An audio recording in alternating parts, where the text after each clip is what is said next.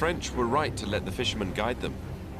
It meant they could avoid the boats running aground and being looted. There was a tacit agreement between the fishermen and the sailors. That is to say, either the boat would get through and all was well, or it would break and deliver them a fortune. They would let the sailors manage on their own for a day, and then they would dive down and anything that they found would be theirs. Before arriving in St. Louis, French boats had to face the dangers of the African coast for hundreds of kilometers. The wreck of the Medusa in 1816 is a sad example of this.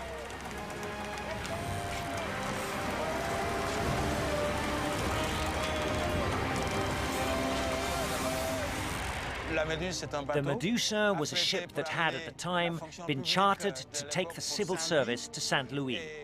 It then inadvertently got stuck in the sand. The situation required a quick response, so they decided to make a raft, which took days to drift ashore. It would seem that the raft wasn't the best way of saving themselves. There was not enough room on the rescue boats. For 13 days, 146 men and 1 woman drifted on a makeshift raft. Fights broke out, and some even resorted to cannibalism. Only 10 men survived the ordeal. This catastrophe had such an impact on France that it inspired Théodore Géricault to paint his masterpiece, the famous painting entitled The Raft of the Medusa. To make it more realistic, he used the witness accounts of 2 survivors and even visited the morgues and hospitals in order to paint his work of art.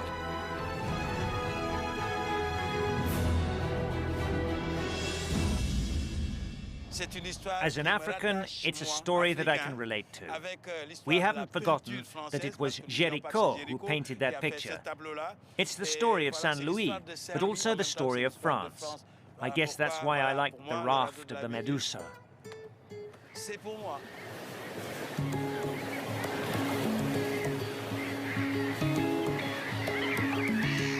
In the 17th century, the mouth of the River Senegal proved to be a strategic development issue for the trading post.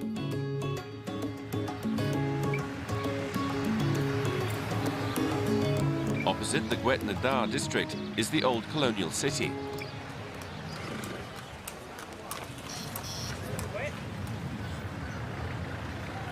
This is where the French